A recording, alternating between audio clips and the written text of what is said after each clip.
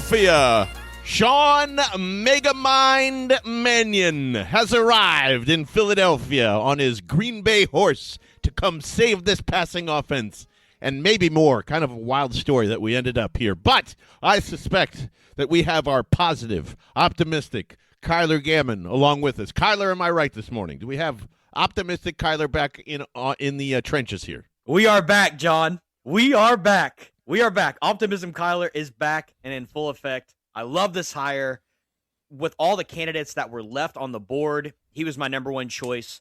Would have so much rather taken him over Jim Bob Cooter, Josh Grizzard, and Josh Johnson. My goodness, what a list that is. But he was my top choice out of all those guys that got second interviews. And John, it panned out, in my opinion. I'm super stoked. I am all the way back in, baby. Let's go. So what is it about Sean's Megamind that you are so excited about because of all those names you mentioned? I feel the same way. Like, I would rather you take a shot. There's some beat writers that are calling this a big swing. I don't think this is a big swing at all. This is like a really smart guy that has never called plays before, but you think he can.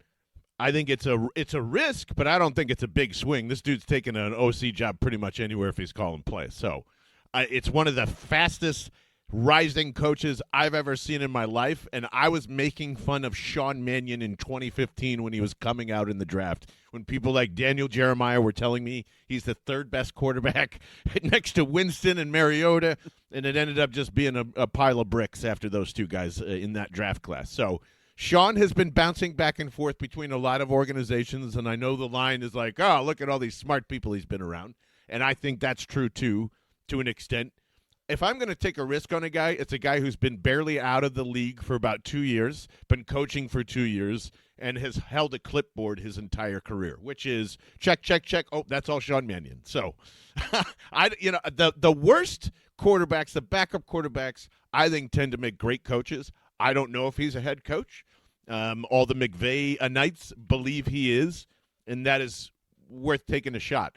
All the other stuff that we're going to bitch about for the next couple of months, Kyler, I'm not even going to mention this podcast. I'm not going to mention that Nick Sirianni still has a large chance to probably get in there and call plays, even though they've already announced that he's going to go and do it. So if you're not going to dip into college and if you're not going to pull Charlie Weiss Jr., I think this is the next best thing. I didn't even know if Charlie Weiss Jr. was going to work out either, but it's not a Dable. It's not a Matt Nagy, like you said. Sure, it's not Mike McDaniel either, but you might have the next one, and I think that's a good approach for the Eagles if this was truly their intent. I will give them the credit for it if it's in their intent, but it doesn't look like it to me. Do you have any other bigger Sean thoughts on that, or are you just poking around at Green Bay's offense to see what he might bring over or not bring over? A lot of the common theme, John, that I'm looking at whenever you look at different Packers accounts on X and a lot of beat reporters and that whole stratosphere, so Packers people are really devastated about losing Sean Mannion. So I think that should tell you a lot about how they think of him over there. I saw one Packers reporter say that losing Jeff Hafley and Sean Mannion this offseason could be worst case scenario for them. And honestly, I have to agree with them. I'm super stoked. I know you mentioned it. My biggest thing that I'm super stoked about is A, that he's young, B, he's got the backup quarterback history, and a lot of the backup quarterbacks really help set up the current starting quarterbacks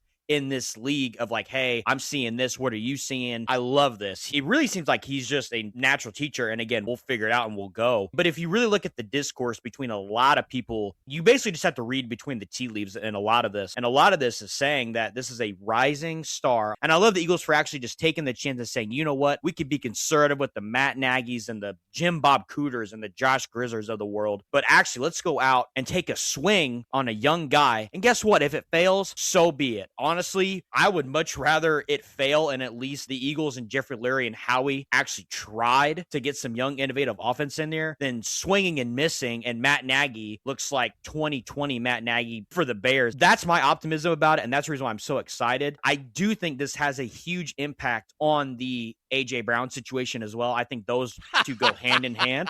Listen, you can laugh all you want, John, but I fully believe it. And guess what? If A.J. Brown stays, I'll say I told y'all so. And you can thank Sean Mannion. You had me until then. I was feeling really good, too. Then you had to push the gas a little bit. This new toy, you didn't even break the engine. And you're like, oh, now A.J. Brown's going to stay because of Sean Mannion. And I hope you're right. Honestly, I hope positive, optimistic Kyler is right on the money there. The only thing I will slightly push back on and probably like everybody else has done with like the past 48 hours, is you're hiring another guy with literally no experience at the gig and no comfort zone with Jalen and all that stuff. And you know what's funny? I view that as a positive.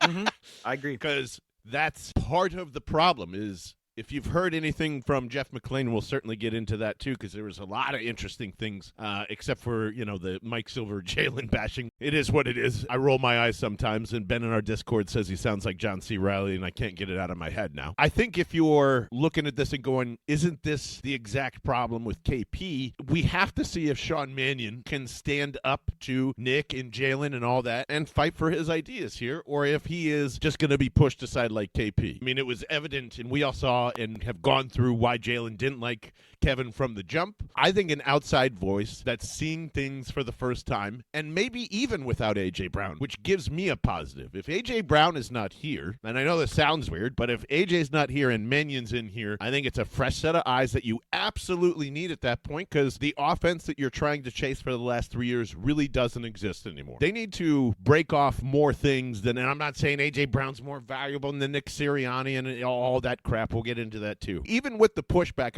I get it, but you need to find a head coach before they're a head coach. That's kind of what the game is now. You need a coordinator that might stick around here for 2 years. I think asking any more than that in this day and age, especially if he is this mega mind, that's all you want to get out of this, And then again, what an impressive story for this guy being a head coach in less than 5 years with no experience. What did we say, Kyler? Exactly. I guess that's why I'm getting excited about this too. I need the Madden generation, and they found a guy from the Madden generation. He's exactly like whatever that Shell House or Steel Face or whatever we're calling him from the Rams. Same kind of grouping, same kind of mindset, same kind of age. Naive, and that is good. I think people look at that as like the worst trait you could have coming into this gig. That's exactly what you need. You need to be totally naive and not a pushover, but new ideas need to soak in. You need to be excited about them, all that crap. So I don't see too much downside, because if all this optimism that you and I are talking about goes away, major changes will happen after that year. Like this is it's a good thing to go, all right, there's that. And here's the other thing that I'm curious about. Let's get into the Stoutland stuff. Jeff McClain reported Stoutland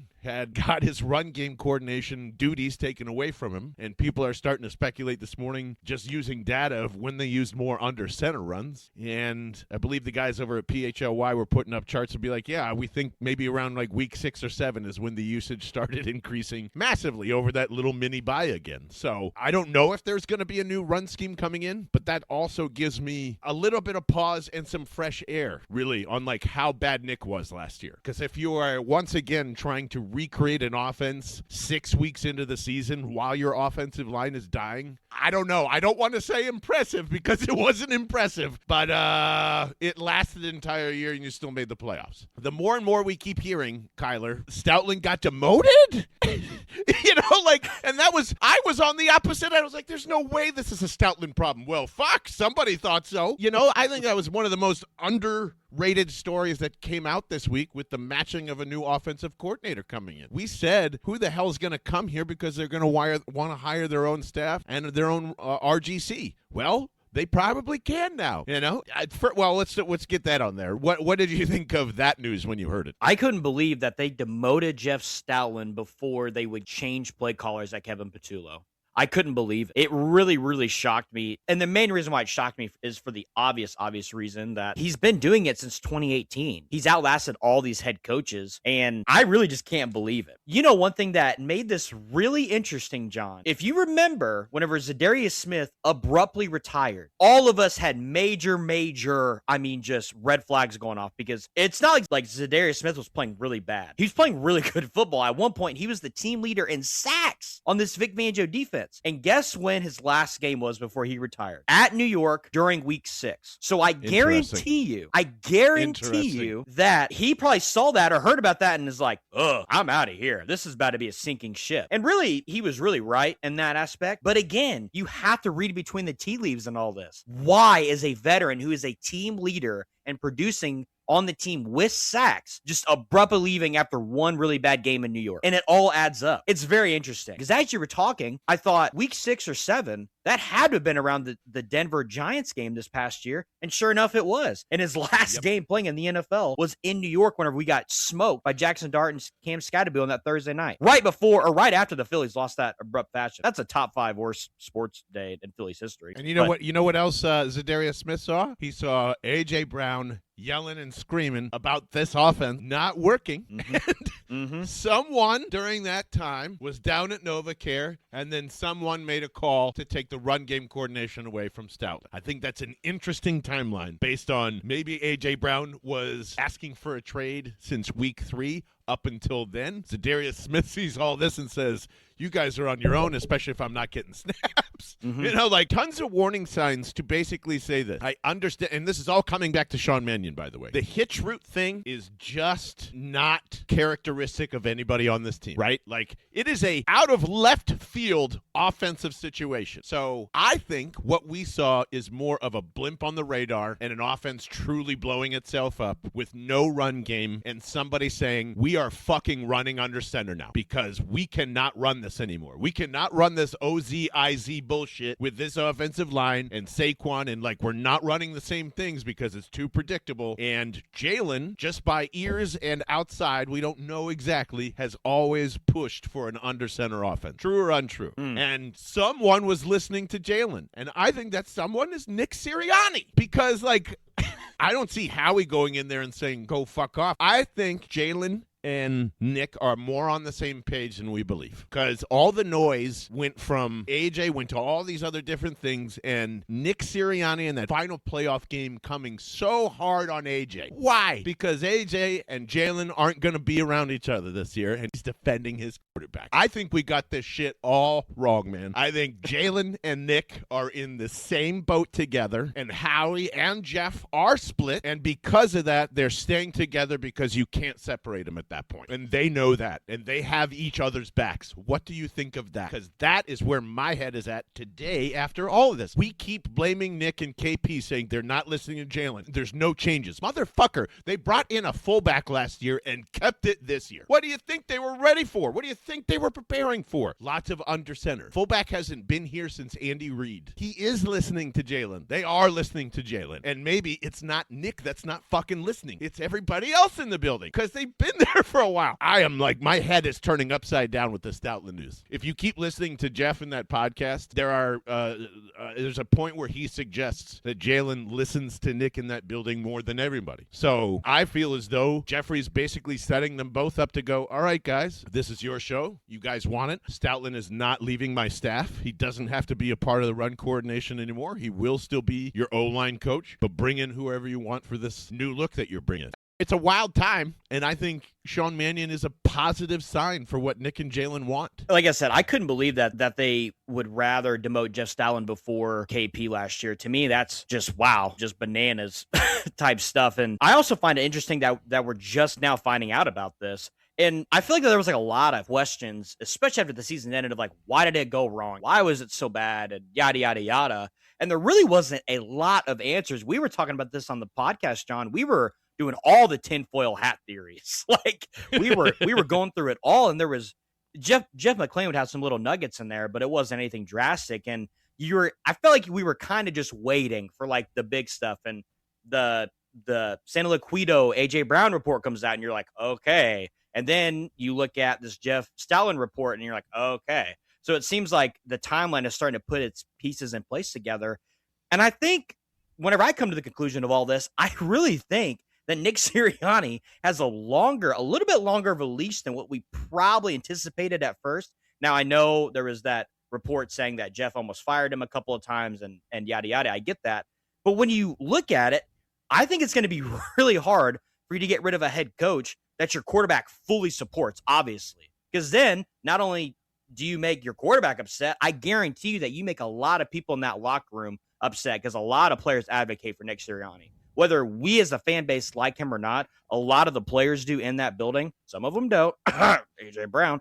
And a lot of the players do, both offensive and defensive side of the ball. And that does matter. And I know people will roll their eyes and say, what does Nick do? And what will he do this year? And how's it going to look? And unfortunately, we're not going to know how this offense is going to look until maybe not even week 1. I'd say week 3 or 4, we're going to really start to get a feel of what this offense looks like. Unfortunately, that's just how it's going to be. And that's the debate that we're going to have this whole offseason. At the end of the day, Nick Sirianni does love his players and his players love him back. And no matter what and how vanilla and basic that is, that does matter when you're building at least a playoff team and a championship contending team. We can clown him all he want. I know there is some things that he does that I'm like, dude, I just roll my eyes. Like, yelling after the Buffalo game and yelling at the fans against Cleveland, like those instances, I can't stand it. I think he has a lot longer leash for those reasons, and we'll see what happens, but it's hard for me to come on this podcast and not be excited about the trajectory of this future season of what they decided to do yesterday with Sean Mannion, just given all the stuff with him and all that. Overly optimistic Kyler, I guess, is really in full effect, but, He's rolling in the right direction, though. Which is nice. Exactly. And it's hard. I guess it's kind of hard for me to put the tinfoil hat on now because of just all the stuff that's just transpired in the last couple of weeks. But they hired the guy that I think is best suitable. Because guess what? If it fails for Sean Mannion, I doubt it's going to be super detrimental to him if you look at it from his shoes. Because he's so young. And he's got a much higher chance to rebound his career. If Matt Nagy were to come here and it would fail drastically, you can probably, I would assume, almost guarantee that at least his play calling duties are probably shot for the rest of his career. Just with the stuff that's failed in Chicago and the stuff in Kansas City really wasn't that great. And if it were to fail here, it would kill his career. So if you look at it from all those angles, it's hard for you to not argue that this is a good hire. Really, out of everybody that was left and that was swept through, this is your best shot. And I know people have said it before, but the last time they hired a QB coach from Green Bay, it worked out pretty well, I'd say. So, oh yeah, sure. Can I be a jerk on that? Because I've been hearing that way too much, and there's so many people. Oh, last time they hear Green Bay, dude. Andy came here. Andy was an insane man when it came to football. Okay, this is not Sean Mannion. I'm sure he's collecting plays and doing all that, but he's not bringing his playbook over. All right, Andy had 570 odd plays when he sat down with Jeffrey Lurie in 1998. All right, and that was what blew him away, was the fact that, like, he had been preparing for this without really anyone's knowledge, and they were like, who the fuck is this guy? Now, that same thing could happen here with how smart he is, but let's not relax, okay? We didn't just hire Andy Reid. And if we did, man, I can't wait to see him coach the Dolphins in 2 years. Great, awesome. And I that's where I think it's not just Mannion for me of why I'm getting a little more optimistic about what's coming in. It's the fact that they already changed what Jalen wanted to do over the last 2 years, and they have had a hard time fitting it in. And I'm just going to say it.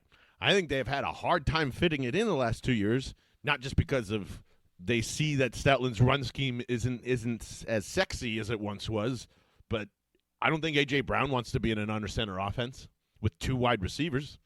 What's the point in that? Mm-hmm. And they don't obviously have enough chutzpah between whatever's going on to run regular wide receiver routes. I think that's still stupid. Like, the hitch thing is ridiculous. Don't get me wrong. I am unsure now of what their options were with the Stoutland news. Like, did they also start to change their passing offense because they had to? It confirms a lot of things to me, like why it looked like 2 offenses last year, right, to both of us. Mm-hmm. Like, that Chargers game matched with anything else that they've done schematically was just way different. Like, we all said, Jesus, this looks like it went back into 21-22 type of pass sets and stuff like that. Then it went to under center. Then it did this and it did that. It's like a hodgepodge of offenses. I think Jalen is getting more of what he wants than we believe. It's just not showing up on the field for a lot of different reasons. Stoutland, AJ, the roster turnover, the offensive line, a ton of stuff. This notion that Jalen isn't being listened to, I think, is now very far-fetched. I think he's being listened to a lot, and I think Nick is listening to him, and they're trying to do their best, and they're going to gut this fucking thing now the way they see it, because they've both earned that. Both of them have. It's been a back and forth thing with them. With Brian Johnson was more of a Jalen guy. Kellen was an outside voice that finally kind of maybe put some things in perspective for people. Which is the other thing that Jeff McLean had said and people got really mad at. And I want to make sure that I'm saying it right, because he wasn't trying to suggest that Kellen was completely tuning him out. He just wasn't allowing Jalen to dictate things, is what I think he was trying to say. And you could do that with Brian Johnson. You could do that with Kevin Patullo. And all due respect to Jalen, because he's great at run calls and audibles and probably pass checks too. It's just there's too many elements for that to be a positive thing, because no one's on the same page. And that was evident all year. They weren't on the same page because they were running so many different offenses. There was no ski. Everybody kept saying it. Man, we wish we could keep buying in. Who wasn't buying in to going under center? It wasn't Stoutland? Oh, man, I'll be pissed. It's not Nick. Nick, that's a check. We should be screaming for joy right now. Nick wasn't the one stopping under center. I don't know why they ran hitches, but this should make you happy. I don't view Nick the same way I did maybe 9 weeks ago. I don't view Jalen any differently either, by the way. I do not. I think he's not this prima donna that's trying to take over. These are two guys that feel like they've earned the respect and just let us do our thing. And Jeff, if you don't like it, fucking fire us or get rid of us. Kyler, you made an excellent point that I meant to say before we go here. Nick's leash is super long. It's to the end of the contract. Sorry. Mm-hmm. All this notion that like, oh, this is another shitter get off the pot year. Not anymore to me. I don't believe that anymore. He's here till 2028 or when they decide to get rid of Jalen. And here's why I say that. I just need to make sure I'm not crazy. Wouldn't have Jalen pulled the trigger right then and there from 23 into 24 if he had every opportunity to get rid of Nick and Jeff was on his side of like, yeah, I think we should need to get rid of Nick. He would have done it already. Am I crazy? No, I fully believe you on that. He would have axed him. So why would he just sit there and wait for Nick to get fired? He wouldn't have done that. To make A.J. Brown happy, maybe A.J. Brown hates Nick too. I could totally see that. And that is why maybe A.J. Brown is pissed at Jalen, because he chose coach over him. They had every opportunity to get rid of Nick, and they didn't. That makes sense to me. And then they won a fucking Super Bowl. This is unbelievable. It's unbelievable. So I'm just saying, let's put a pause in what we believe already. I felt the same way you guys did 9 weeks ago, and then all this shit starts spilling out. I'm like, all right, well, I don't care if Nick gets fired after a shitty year this year. Whatever. Like, that's part of the gig. But in the front office's eyes, I don't think it's that pressure packed at the moment. I don't. John, isn't it fascinating that one offensive coordinator hire and one Jeff McLean report can change the whole narrative of don't say one. Don't say one report, because Ryan will flip out about that. Oh, you guys are judging on one report. How about 10? How about 10 fucking reports over the entire year from Diana Rossini to all of these? This is just like, how are you not adding these all up? The data matches the reports. Otherwise, I wouldn't be so sure. Yeah. The data, the timeline, everything lines up with the reporting. Oopsie daisy. So just wanted to point that out. Go ahead, Kyler. Yeah, like I said, I'm super stoked. You know, one thing that was really eye-opening to me whenever it first happened, and I really should have thought about this more as it happened, but I was so offensive coordinator fatigued after like day 11 or 12 that I was like, man, are we ever going to do this? And on top of all that, not to get too personal, but my power and this huge ice storm in Nashville happened. So it was a lot going on, man. I was like, geez. But I did, whenever all this was happening and I was on my phone, I noticed how quickly they were quick to have a second interview with Sean Mannion, because whenever they first interviewed him, we were like, in my mind, I was like, this is another Gerard Johnson type guy, or this is like another like Davis Webb type guy that they're probably just trying to get some young intel in there. I really didn't put too much stock into it. I thought it was a little bit intriguing, but I didn't think that they would take it that far as second interviews. And the quick turnaround time from the first interview to the second interview, it had to have been just a couple of days apart. It couldn't have been very long at all. And that was the first like antenna in my mind. I'm like, oh man, this is the first guy that they scheduled a second interview with. That's pretty telling to me in how quick they did it, which leads me to believe that there is no way, obviously in the interview process, that he did not wow them with stuff. And that is the stuff that I'm optimistic about. It's not the stuff that and again, I know the first time play caller thing is scary, but let's be honest. The Sean McVays, the Kyle Shanahans, the XYZs, they all had to do it for their first times. The Kevin O'Connells, they all had to do it for their first time at some point. Even the Shane Steichen. Shane got thrown in here into the middle of a mess in 2021, and he excelled in Believe. So, again, we can have we can be scared of the no play calling experience, but the key difference is between him and Kevin Patullo is obviously whenever Kevin Patullo was here, he was stuck under the Nick Sirianni buddy system of this is his system that has been here since this and that, and we're gonna stick with it and run with it. And he was the passing game coordinator of a passing offense in 2024 that sucked. It sucked that Super Bowl year. But the key difference between all this is obviously he's younger, got way more experience under his belt, has been a quarterback, which I think excels Jalen to the utmost level of like, hey, man, I've done this for a long number of years. I've sat under great quarterbacks myself. This is what I think, and this is what I believe. And to have a guy who's somewhat, I can't believe I'm saying this, around his age that is being able to come down to his level a little bit and be like, hey, man, I've done this. I've been there. So I'm stoked. Out of all the candidates that were left, I think this is the best hire.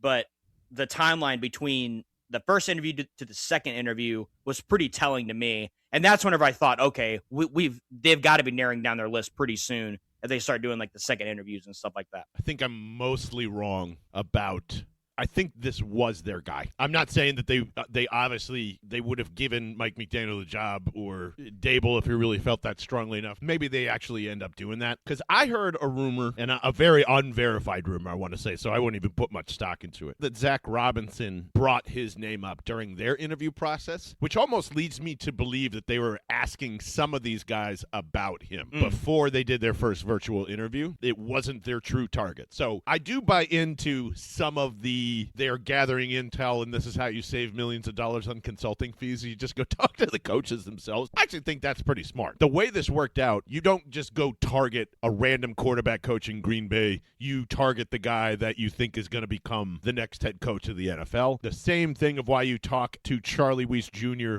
months before all of this happened. If Stoutland was gone in week 6, that makes me more comfortable that they knew right then that they started their OC search. And publicly, we didn't know that. I actually think they did a hell of a job here.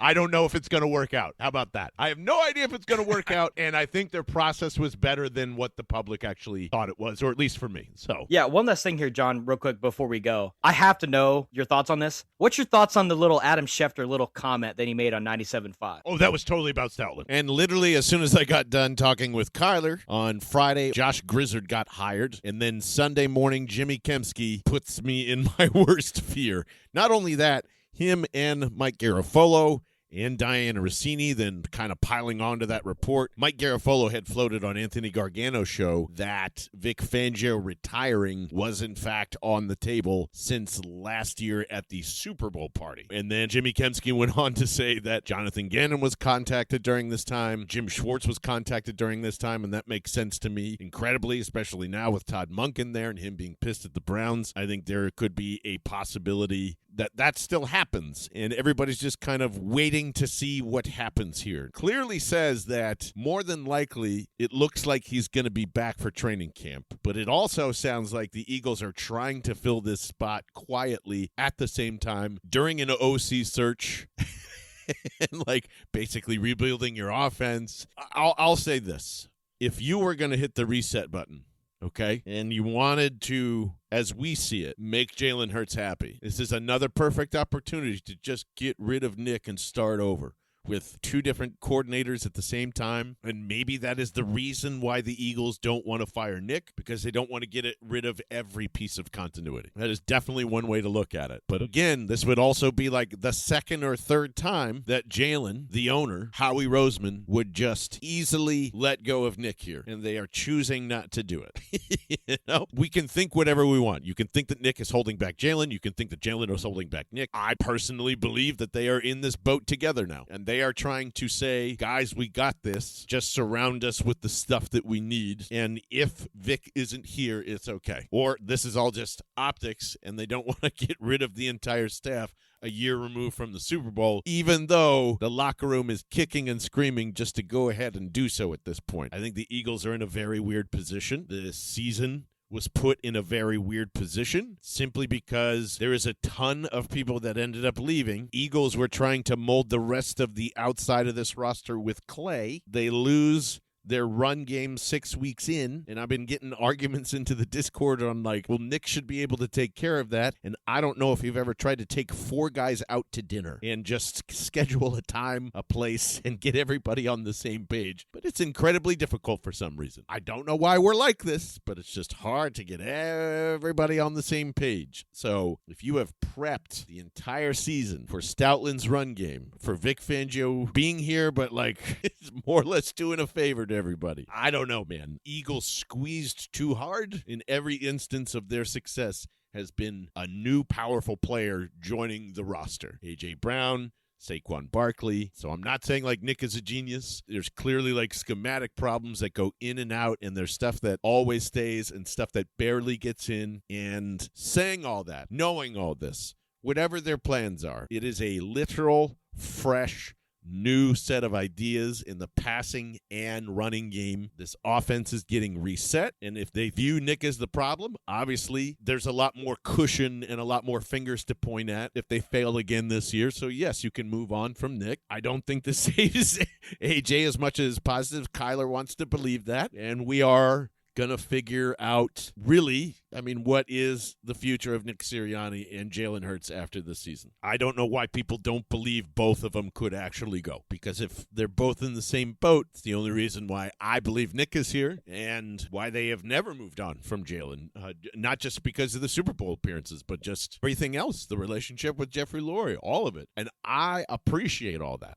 If that's really what's happening, then I appreciate this more than ever, of the head coach having the quarterbacks back, because the line has been, he's the one leaking all this shit to save his job. But, guys, there's been so many times to fire Nick Sirianni for incompetence. So I think we have it wrong. Not all the way wrong. We got a lot of it right. A lot of it right. The hitches, the KP stuff. Like, I'm not wavering from that. I haven't wavered from that since the beginning, since 6 weeks in. And now there's even more context. Stoutland either had too much on his plate or wasn't helping, or both. Same thing with KP. So I don't know how you fix that with A.J. Brown yelling, with Zadarius Smith saying, I'm out of here. Like, it was a giant mess that Nick Sirianni helped set up, that Howie Roseman helped set up, that Jeffrey Lurie helped set up. This was, we don't want to make anybody mad, and we also want to save a ton of money because we got to pay the defense, and we possibly have to reconfigure our entire scheme if Jim Schwartz comes in here. Jesus criminy.